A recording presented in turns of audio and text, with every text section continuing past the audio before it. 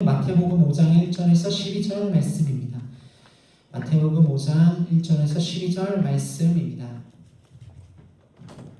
신약성경 마태복음 5장 1절에서 12절 말씀입니다. 한 절씩 교독하고 마지막 절은 합독하겠습니다.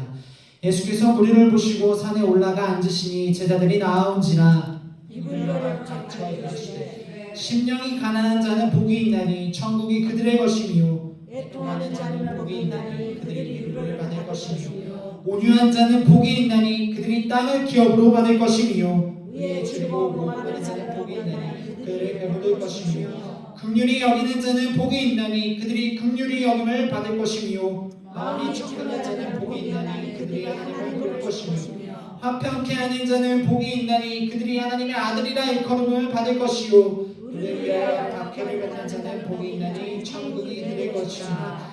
나로 말미암아 너희를 욕하고 박해하고 거짓으로 너희를 거슬러 모든 악한 말을 할 때에는 너희에게 복이 있나니 기뻐하고 즐거워하라. 하늘에서 너희의 상이 큼이라. 너희 전에 있던 선지자들도 이같이 박해하였느니라. 아멘. 아멘을 한 번씩 크게 해줘야 설교가 잘 됩니다.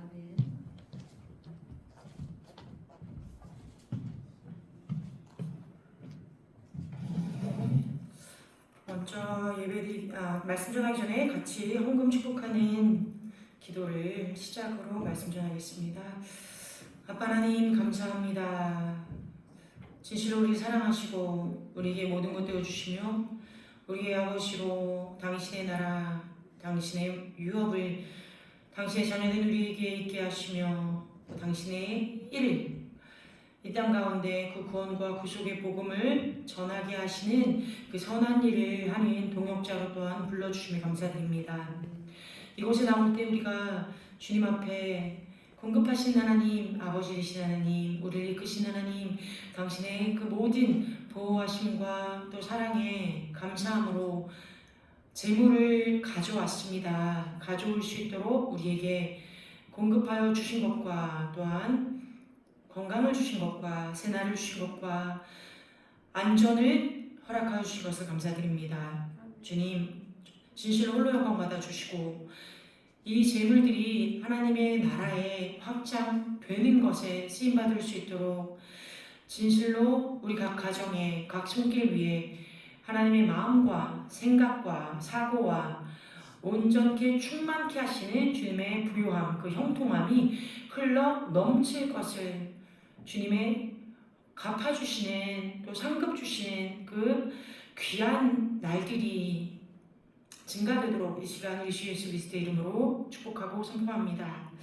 감사드립니다. 말씀을 전할 때 오직 성령 하나님께서만 말씀하여 주시고 우리의 마음에 진실로 주께서 우리에게 주시는 그 음성들이 좋은 씨앗과 나무와 열매가 되어 각 사람의 삶이 변화되어지고 우리의 주변이 주님의 나라의 빛으로 밝혀지도록 역사하시옵소서. 예수 그리스도의 이름으로 기도합니다. 아멘.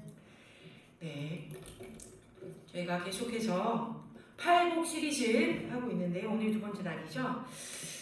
지난번에 제가 여러분들에게 드렸던 첫 번째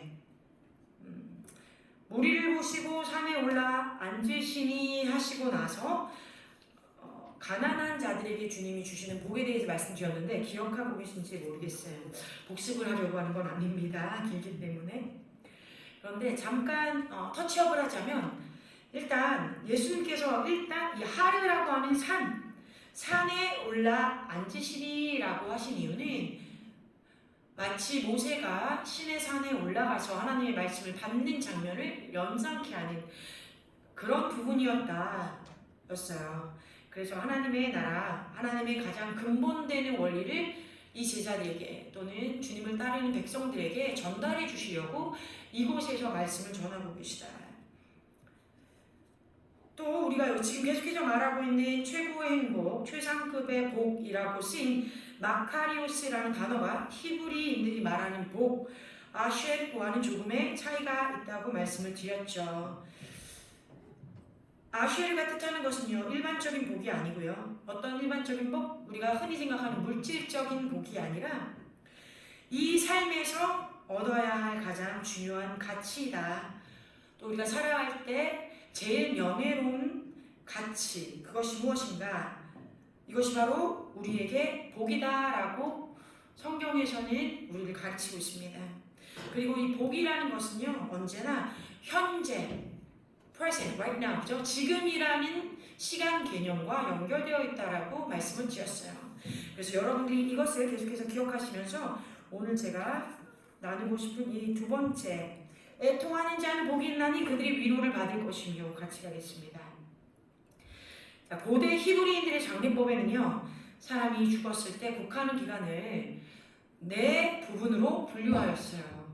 첫 번째는요, 이 첫 번째 곡하는 기간은 사람이 죽은 순간부터 바위에 파놓은 무덤에 들어갈 때까지예요. 이것을 아니눕이라고 말합니다. 이 아니눕 기간은요, 히브리 장례법으로 사람이 죽으면 죽은 날에 해가 져서 날이 어두워지기 전에 시체를 하늘이 보이지 않는 곳에 넣어두어야 해요. 그래서 보통 바위에 파놓은 무덤에 시체를 넣는데 하루 동안 이 시간에는요, 유족들에게 있어서 아주 극심한 슬픔을 표할 수 있는 날이라고 합니다. 유족들은 죽은 자를 위해 가슴을 치고 또 애통하고 슬픔의 표시로 최소 1트파흐의 옷을 찢는데요. 이 1트파흐라고 하는 길이는요, 손바닥의 넓이를 말해요.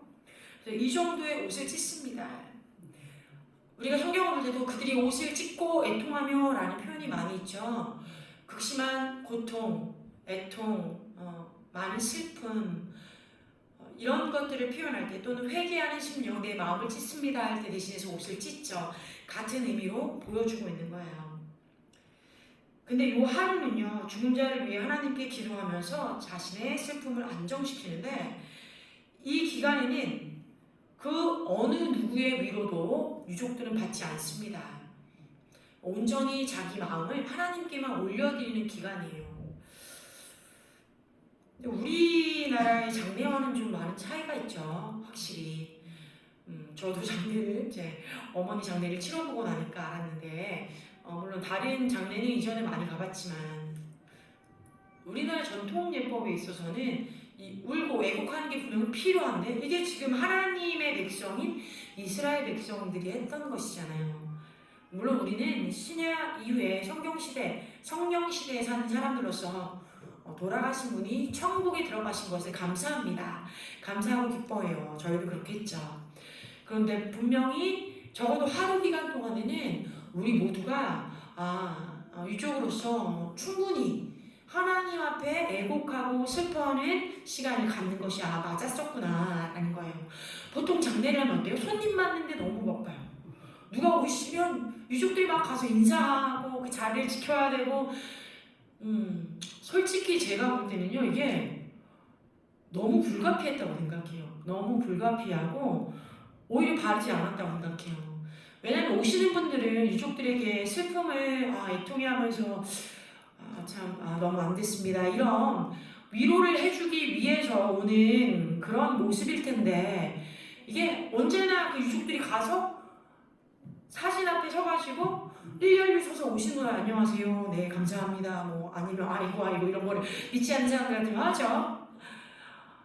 다른 곳에서 각각 앉아서 편하게 얘기하고 마음을 토로하고 이러는 장면이 거의 없는 거예요. 손님이 많으면 많을수록 인사하기 바빠서 한 명이라도 또 찾아와 주셨는데, 멀리 오셨는데 인사 안 하고 보내면 우리가 체면에 맞지 않고 예의에 어긋나니까 그걸 계속 챙기더라고요. 제가 다른 장례식에 갔을 때도 그런 모습을 계속 봤거든요. 울고 있다 말고 손님이 오면 또 얼른 막 쫓아가요. 그래서 막 거기서 또 이렇게 합니다. 참 유족이 슬퍼할 시간이 없어요. 그래서 이게 올바르지 않다라는 생각이 있었습니다. 앞으로는 저희 어르신들이나 저희 이 하늘빛 교회 가족분들 중에 장례를 치른다면 어느 누가 와서 이렇게 인사를 한다고 막 슬픔에 잠겨 있는 데 가가지고 이렇게까지 한 사람 한 사람 챙기고 굳이 이래야 될까, 이런 생각을 해요. 또 제가 만약에 장례에 갔는데 저를 못 보시고 인사를 못하면 제가 찾아가서 계신 곳에 찾아가면 되잖아요. 그렇죠? 장례에 찾아온 자가 상주에게 찾아가서 인사드리면 되잖아요. 꼭 그 자리에서 만날 필요가 없는 거거든요. 이런 것들은 좀 고쳐지면 좋겠다라는 생각들을 계속 하고 있습니다. 그래서 다시 말씀드려요. 하나님만이 그들의 마음을 위로할 수 있는 시간을 갖는 거예요. 하루를. 너무 귀합니다. 자, 이 두 번째 기간은요. 죽은 사람을 무덤에 묻은 뒤에 7일 동안 이어지는 기간이에요. 이때가 쉬바라고 불러요. 유족은 낮 시간인 자리에 앉고요. 그때야 비로소 주위의 친지나 친구들로부터 위로를 받아요. 그렇죠? 그러니까 분명히 자신이 하나님 앞에 애곡하고 쏟아붓는 기간이 지나고 나서야 그제서야 친구들이 오고 이제 지인들이 오는 거예요. 근데 여기서 좀 재미난 부분은 뭐예요? 상주가 있으면 지인들과 친구들이 그분들 주변에 오는 거예요. 어느 한 곳에 있어가지고 서서 인사하고 이런 서로를 보아야 되고 예법을 차리는 게 아니라 어디에 있던지 손님들이 와서 그들 주변에 앉아서 같이 애곡해주고 마음을 나누고 슬픔을 나누고 어떤 일이 있었는지 묻고 답하고 이런 기간을 갖습니다.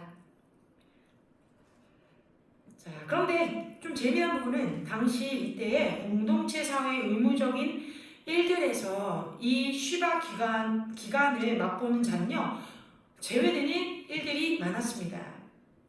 무슨 말이냐면 먹을 것을 위해 일터에 일하러 나가지 않아도 되었다는 얘기예요. 장례하는 기간이니까 오지 않아도 돼. 우리는 너의 그 애통을 알고 있어. 같이 우리가 분담할게 라고 하는 거죠. 자, 그래서 그 경우에는 이런 사람들을 위해서 욥기서처럼 고난과 관련된 하나님의 말씀만 읽게 되어 있어요. 심지어 안식일에 회당에 가지 않아도 될 만큼 상을 당한 사람들에게는요 유대 예법에도 굉장히 관대했습니다. 동시에 안타깝게도 위의 경우에 이런 공동체한테 상을 당한 자로서 공동체 의무에서 제외될 수도 있고 또 회당에 나가지 않아도 되고 하는 이런 부분들이 제외된 사람들이 모든 사람에게 동일하게 해당되어야 되는 게 맞는데 이 예수님 당시에는 안타깝게도 돈이 있는 사람들이 이런 혜택을 받았어요. 무슨 말이에요? 돈이 없는 사람들은 일하러 가지 않으면 막상 하루 먹고 살 수 있는 급여를 받을 수 없는 안타까운 일들이 있었다. 그런 거죠. 일반적으로 유명한 사람의 장례식에는요 수많은 사람들이 조문이 옵니다. 함께 울어주고 애통해 줄 거예요. 유족들의 슬픔을 위로하지만 반대적으로 아무것도 가진 것 없고 볼품없는 그런 가난한 사람의 장례식에는 많이들 찾아가지 않았을 거예요. 그러니까 위로해 주는 자가 없고 그 가운데 유족들은 가족을 잃은 슬픔을 고스란히 혼자서 감내해야 할 수밖에 없었을 거예요. 또 가난하기 때문에 말씀드린 것과 같이 하루 벌어서 하루 먹고 살아야 하는 당시 서민들이 가족이 죽음을 당했다고 해서 일주일 동안 마냥 쉬고 있으면 남은 가족들이 음식을 그 양식을 받을 수가 없었으니까 눈물을 흘리면서 양식을 위해 일하러 나가야만 했습니다. 그래서 누구도 위로가 되어주지 않을 뿐만 아니라 그런 사람들이 이 쉬바 기간 동안에 안식일에 회당에 가면 그 회당의 회당장은 그 사람의 안타까운 사정을 알기 때문에 그를 향해서 이렇게 선포해 주는 경우는 있었어요. 하나님께서 예루살렘과 시온에서 애통해하는 모든 사람들 가운데 특별하게 당신을 위로해 주시기를 축원합니다. 견딜 수 없는 슬픔을 겪고 있으나 사람들 가운데 그 누구에게서도 위로를 받지 못하는 자들의 슬픔에 대하여 하나님은 그 성소에 나온 자에게 아버지가 되어주시고 위로자가 되어주신다고 얘기하는 거예요. 그래서 애통하는 자는 복이 있나니 이 말은요 이렇게 해석이 됩니다. 슬픔 가운데 있지만 누구에게서도 위로를 받지 못하는 자에게는 여호와께서 함께 하실 것이므로 하나님은 저희의 위로가 될 것입니다. 아멘. 제가 본문이 히브리적인 느낌으로 히브리적인 말씀으로 다시 한번 읽어드릴게요. 슬픔 가운데 있으나 누구에게도 위로를 받지 못하는 당신에게는 여호와께서 함께 하실 것입니다. 그래서 당신에게 하나님이 위로가 되실 것입니다. 아멘. 자, 다시 개역개정이 뭐라고 나와 있다고요? 애통하는 자는 복이 있나니 그들이 위로를 받을 것이며 무엇인가를 받는 의미죠. 그런데 원문에 의하면 하나님 그분 자신이 슬퍼하는 자에게 위로가 되어 주십니다. 자, 받는 어떤 것을 받는 것과 어떤 존재가 되어주는 것은 완전 다른 의미예요. 맞습니까? 이 부분이 굉장히 중요한 부분인데요. 왜 그러냐면 우리가 하나님의 말씀을 읽고 그리스도인으로 살아갈 때 이런 얘기를 많이 해요. 너희는 세상의 빛이라. 너희는 세상의 소금이라. 우리는 세상의 빛입니다. 우리는 세상의 소금입니다. 라고 얘기하지만 말하다 보면 또는 성경을 상고하고 묵상하고 가르치다 보면 어떤 일들이 벌어지냐. 우리는 아직 죄인이지만 우리는 빛이 되어야 하고 또 세상의 소금이 되어야만 합니다. 라고 잘못 이해하고 잘못 가르친다라는 것입니다. 방금 말씀드린 이 두 가지 차이를 여러분 보셨어요? 이해하셨나요? 뭐 둘 다 같은 말 같은데 이렇게 느끼고 계세요? 자, 정신을 조금 똑바로 차려주시고 잘 들으세요. 나는 세상의 소금입니다. 다 같이 나는 세상의 소금이다. 나는 세상의 빛이다. 소금이고 빛이라고 하나님은 이미 우리를 정의하셨어요. 그러니까 나는 소금이고 빛인 거예요. 소금이 되어야 하고 빛이 되어야 하는 게 아니에요. 내가 아닌 존재가 되려고 하는 것이 얼마나 어렵겠어요. 나는 소금처럼 살지 않고 나는 빛처럼 살지 않아. 왜? 나는 그 존재가 아니니까. 근데 나는 그런 존재가 되어야 한데 얼마나 어렵겠어요. 없는 걸 내 안에서 찾으려니까. 그쵸? 나는 장학생이 아니에요. 나는 수생이 아니에요. 그런데 저에게 부모님이 바라는 것이 장학금을 받는 우수생이 되래요. 모범생이 되래요. 얼마나 어렵겠어요. 나는 공부를 하면 답을 쌓았는데 그걸 하려고 하니 얼마나 어렵겠어요. 이런 느낌인 거죠. 오히려 너는 참 똑똑해. 너는 하나님이 주신 명석함이 있어. 너는 언제나 어떤 것에 집중을 하면 그것들을 잘 이해할 수 있는 지혜를 가진 자다. 하나님이 너를 그렇게 독특하고 특별하게 축복하셔서 만드셨어. 너는 그거 알아? 알지? 라고 가리키는 것과 그래 네가 그렇지 못해도 열심히 노력하면 언젠가 될 거야. 이렇게 가리키는 차이가 얼마나 큽니까? 스트레스가 막 쌓일 거예요. 아이들도. 자, 우리 다 경험해봤죠. 어르신들도 경험해 보셨을 거예요. 삶을 살면서 어떤 부분에 있어서는 그런 거예요. 하나님은요 우리를 이미 나로 인해 너희는 세상의 소금이 되었고 너희는 빛이 되었다. 말씀 안에 거하라. 너희가 내 안에 거하라. 내가 너희와 함께하리라. 또 우리는 성부, 성자, 성령님 안에 하나가 된다고 했어요. 하나다. 우리는 하나다. 그죠? 예수님이 계속해서 요한복음을 말씀하시는 것이 나와 아버지는 하나인데 저희로 우리로 하나 되게 하십시오. 이것이 나의 기도입니다. 그리고 하나님이 나를 사랑하신 것처럼 하나님이 저를 사랑하시는 것을 저희도 알게 하십시오. 또 세상이 저희들이 서로 사랑하는 것을 보고 그 사랑으로 말미암아 저들이 하나님께서 보낸 자임을 알게 하여 주십시오 라고 고백하시고 기도했단 말이에요. 뭐래요? 사랑이 되라고 얘기하시고 사랑이 되라. 너희는 사랑이다. 우리가 내 사랑입니까? 우리가 사랑하는 존재예요? 너무 자연스럽게 막 사랑이 돼요? 사실은 그렇지 않죠. 근데 주님은 그럼에도 불구하고 우리에게 거듭난 자들에게는 말씀하시는 거예요. 나의 영, 성령, 하나님, 거룩하신 영, 아버지 하나님의 모든 것과 동일한 마음을 가지신 그 영이 너희에게 오시면 너희는 너희로서 너희 성정으로서 할 수 없으나 나를 믿으면 예수 그리스도가 말씀하신 대로 나를 믿으면 너희가 그것들을 성령님, 보혜사 성령님 도우시는 영 그 능력에 힘입어 다 할 수 있어. 그러면 너희가 사랑을 할 수 없는 존재일지라도 성령님을 만나고 그분에게 순종하면 사랑을 할 수 있을 뿐만 아니라 사랑이란 존재가 되는 거야 라고 설명하시는 거라고요. 우리가 말씀을 배웁니다. 말씀을 먹습니다. 뭐 하려고 하는 거예요? 말씀이 되라고 하시는 거예요. 말씀이 되라고. 말씀을 우리 삶 가운데 나타내고 살면 그게 말씀이 되는 거죠. 다른 이들에게, 그 누군가에게는 예수님을 모르는 자도 내가 예수 믿는 자로서 예수 믿는 사람은 저런 모습이구나 예수님은 저렇게 나타나는구나 라고 알려지게 돼요. 맞습니까? 우리에게 요구하시는 건 뭐예요? 그러니까 결국엔 너로서는 할 수 없으나 너희 안에 있는 성령 하나님 그리고 그 말씀을 깨우쳐 알려주시는 그분에게 순복할 때 너는 말씀이 되어서 누군가에게 나를 나타낼 수 있어 라고 얘기하는 거예요.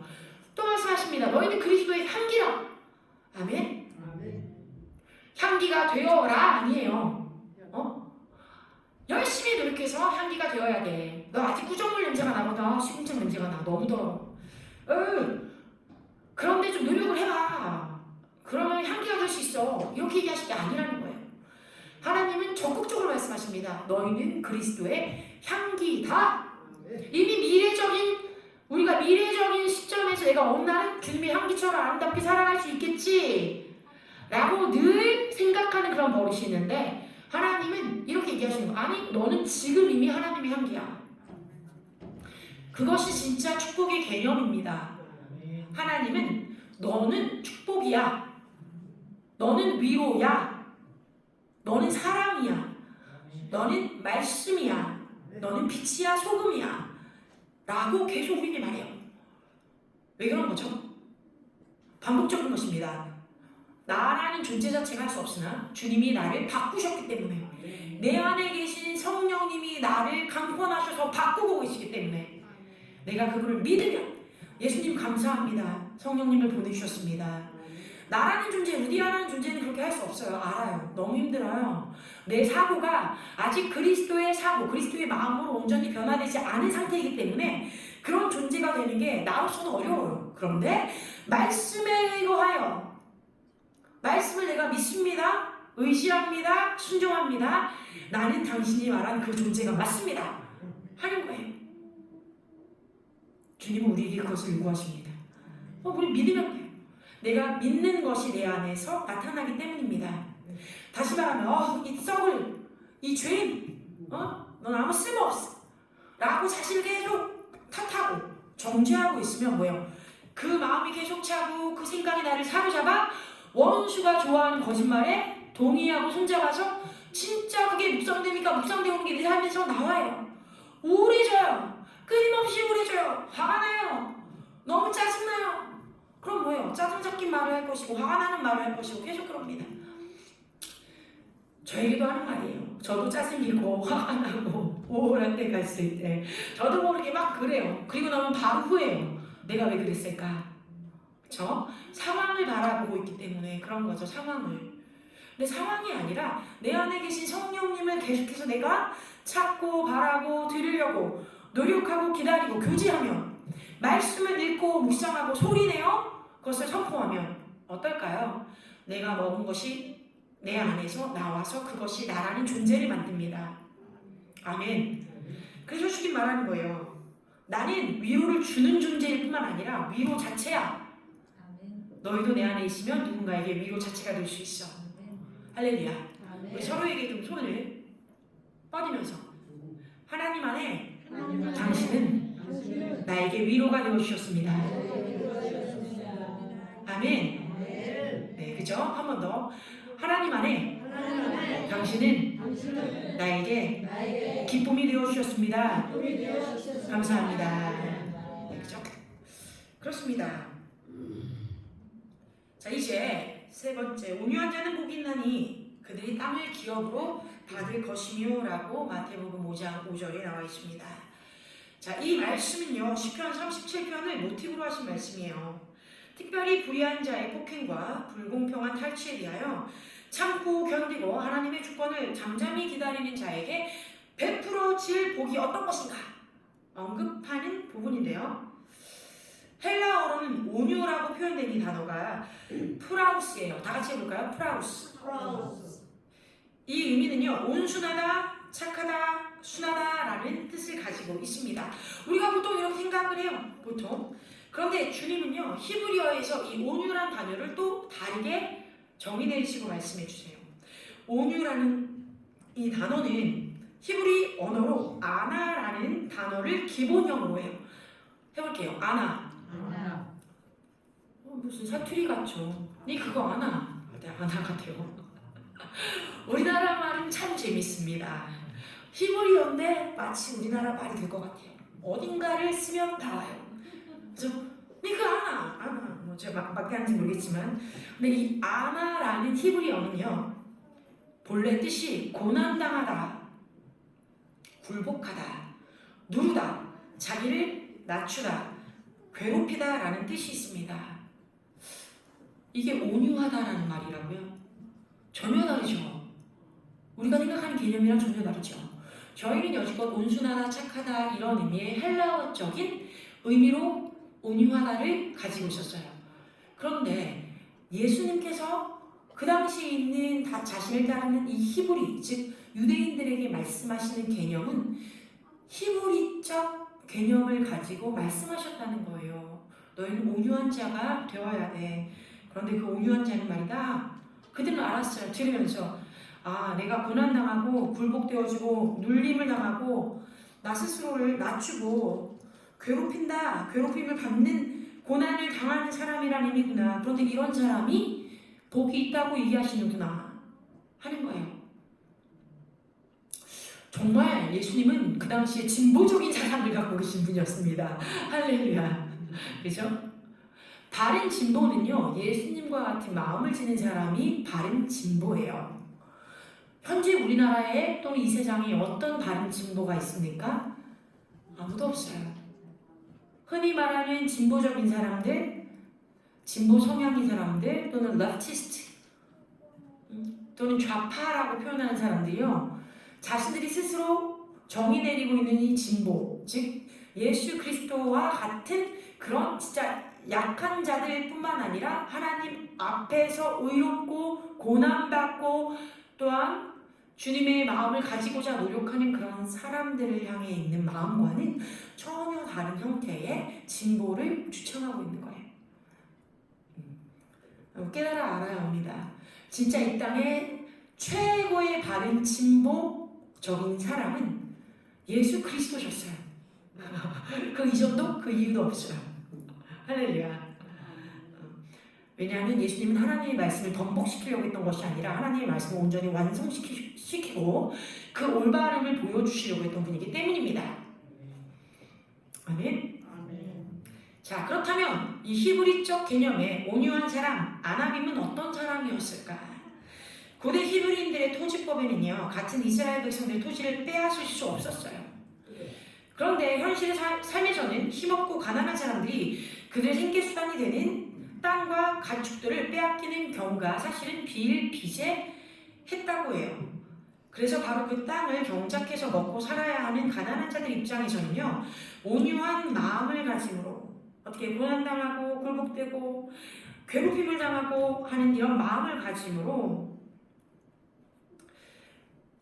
자기가 가진 그것들을 빼앗아간 상대방들과 다투지 않고 하나님의 개입하심이 있기를 기대했다라는 거예요. 주님, 내 땅이 뺏겼습니다. 이 토지와 내 재산이 뺏겼습니다. 내가 가난해서 어쩔 수 없었어요. 근데 주님이 오셔서 개입해 주세요. 나의 억울함을 주님이 심원해 주세요. 하고 기다렸다라는 거예요. 어려운 일이에요. 어려운 일이에요. 이것을 어떻게 할 수 있을까요? 그렇죠?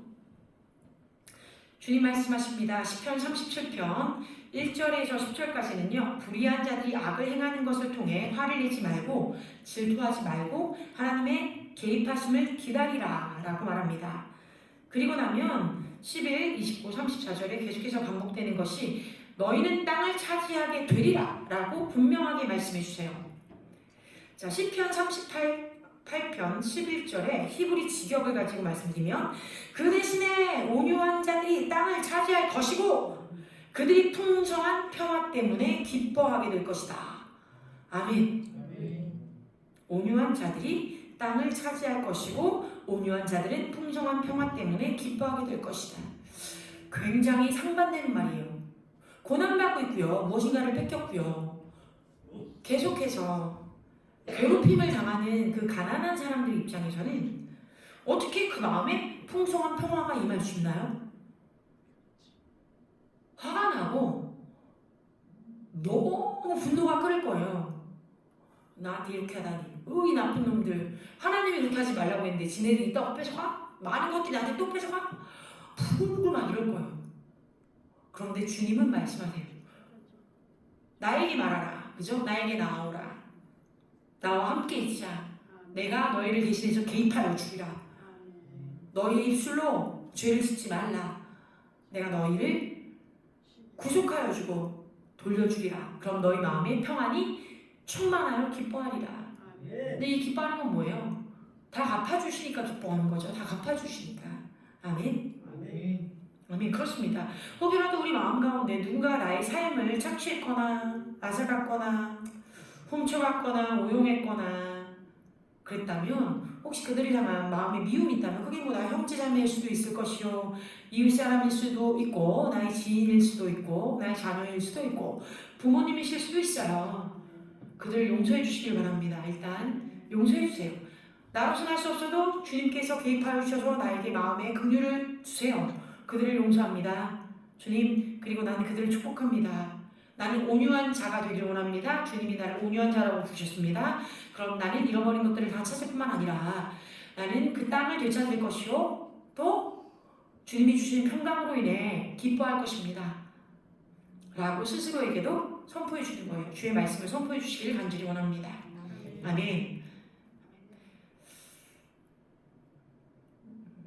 자, 예수님의 시대에요. 이렇게 악을 행하는 자들로 인해 고난당하는 사람들은요 의외로 되게 많았다고 합니다. 그래서 일반적으로 사회적 약자라고 부르죠. 사회적으로 또 경제적으로 종교적으로 착취를 당하거나 자기의 것을 감탄하면서 살지만 그 어디에도 하소연할 것도 없었던 사람들이라는 거예요. 그렇기 때문에 이들이 기대어 의지할 수 있는 이는 하나님밖에 없었습니다. 히브리어 온유, 아나라고 표현한 곳에는요 자신이 힘이 없어서 대항할 수 없기 때문에 하나님의 개입하심과 구원을 기다리기보다는 어떤 모양으로도 대항할 수 있지만 하나님의 해결하심을 기다리며 고통을 참고 견디는 사람들이라는 의미가 있어요. 끝에 다시 말씀드릴게요. 힘이 없고 약자라서 대항할 수 없으니까 어쩔 수 없어서 그냥 이렇게 살아 자포자기한 게 아니라 어떤 형태라도 대항을 하고 뭔가 할 수 있는 힘이 그래도 또는 방법이 있긴 있는데 아닙니다. 저는 주님이 행하여 주실 것을 믿어요. 완전 surrender, 항복한 거예요. 하나님께 상황이 아니라 하나님께. 그러니까 하나님이 하실 것을 내가 믿습니다. 주님이 신실하시기 때문이요 라고 자신들의 모든 통증을 올려드린 사람들인 거죠. 이거는 자원하는 마음, 능동적인 행위예요. 능동적인 행위. 여러분 능동적으로 용서해 주시고 능동적으로 주님을 따르셔야 합니다. 할렐루야. 그래서 하나님의 주권을 기다립니다.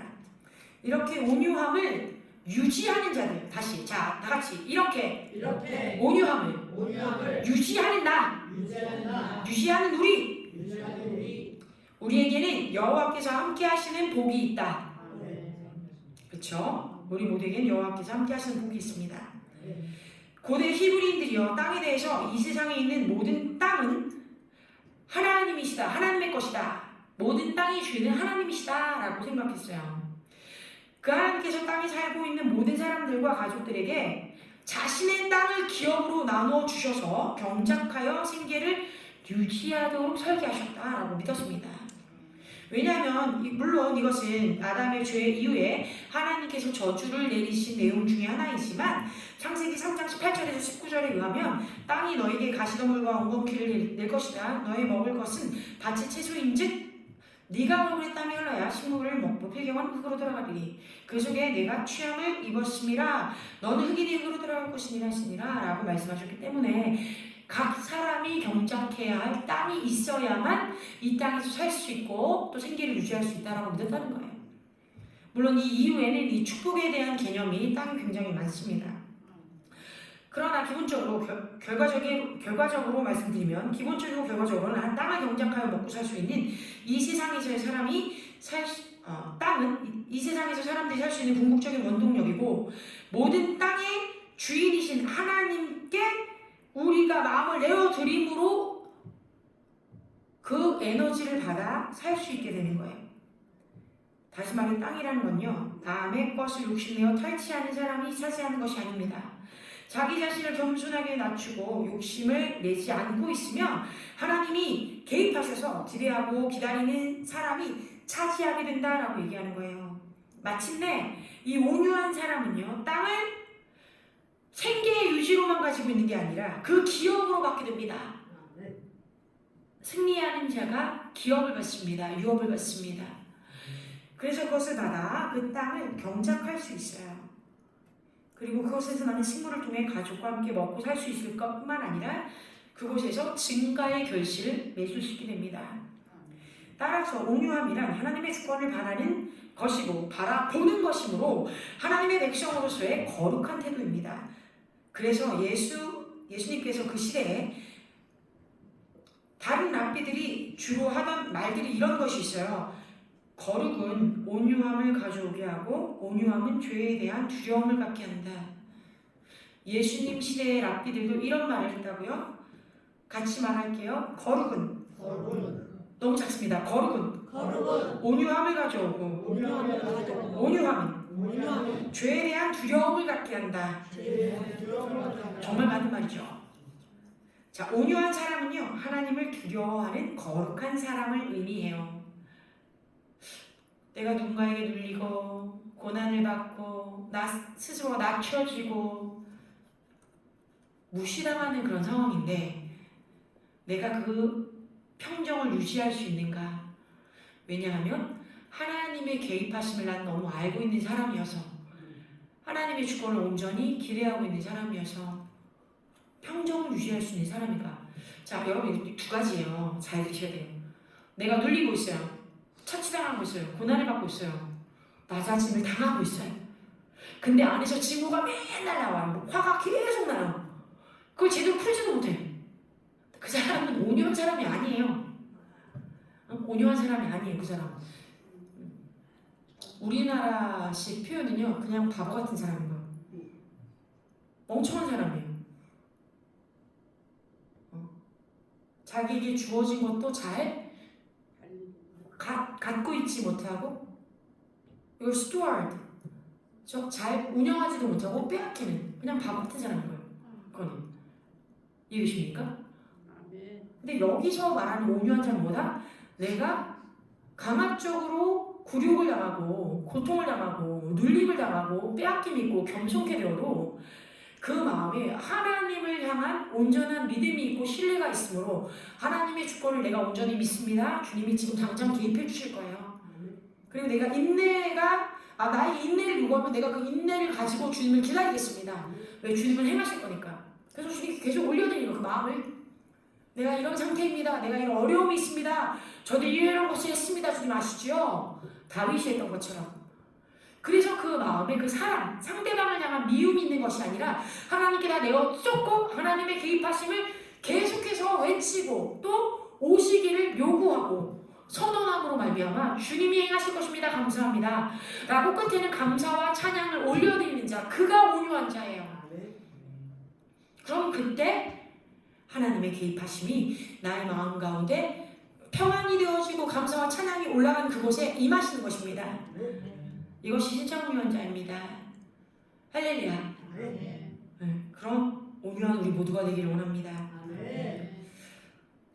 자, 그래서 온유한 자 이 아나빔에게는 여호와께서 함께 하시니 그들이 땅을 기업으로 받을 것입니다.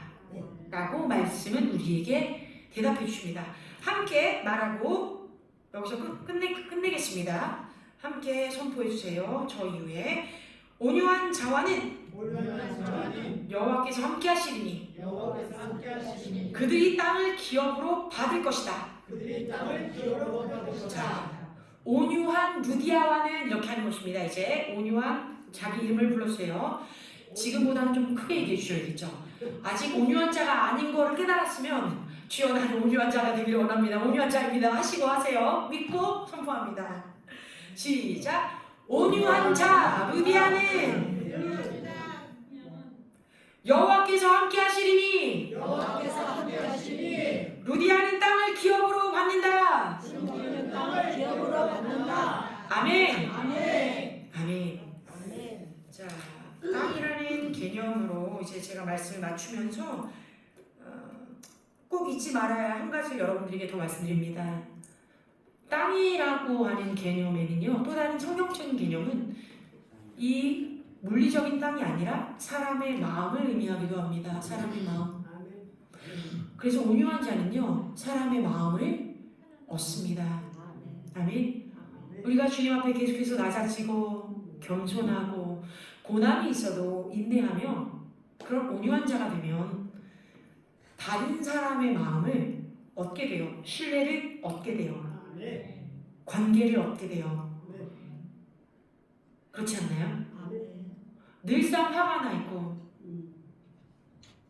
짜증을 내고 있고 인내가 하나도 없고 자기 원하는 거 하려고만 하는 사람이라면, 그런 이기적인 사람이라면 누가 관계적으로 다른 사람의 마음을 얻을 수 있겠어요? 맞지 않나요? 우리는 어떤 사람일까요? 하나님께, 나에게, 그리고 나의 주변에게 어떤 사람인가요? 진실로 내 마음이 온유해서 누군가의 마음을 얻고 있나요? 또 나의 마음을 누군가에게 주고 있나요? 여러분, 또 그런 나의 마음에 하나님이 그래, 너는 참 좋은 마음을 가지고 있구나, 좋은 땅을 가지고 있어, 나는 이 마음에 많은 열매를 맺을 거야 라고 말씀해 주고 계신가요? 우리가 참 생각해 봐야 할 부분입니다. 그죠? 한 주간 주님이 주신 이 축복, 나에게 위로 자체가 되어주시고 또 땅을 기업으로 또 사람의 마음을 얻게 해 주실 수 있는 그런 전능하신 분으로 나의 삶 가운데 개입해 주시기를 여러분 기대하시면서 기도하시면서 또 한 주간 승리하시기를 나자렛 예수 그리스도의 이름으로, 이 예슈아 하마시아 우리의 메시아의 이름으로 축복하고 선포합니다. 기도합니다. 하나님 감사합니다.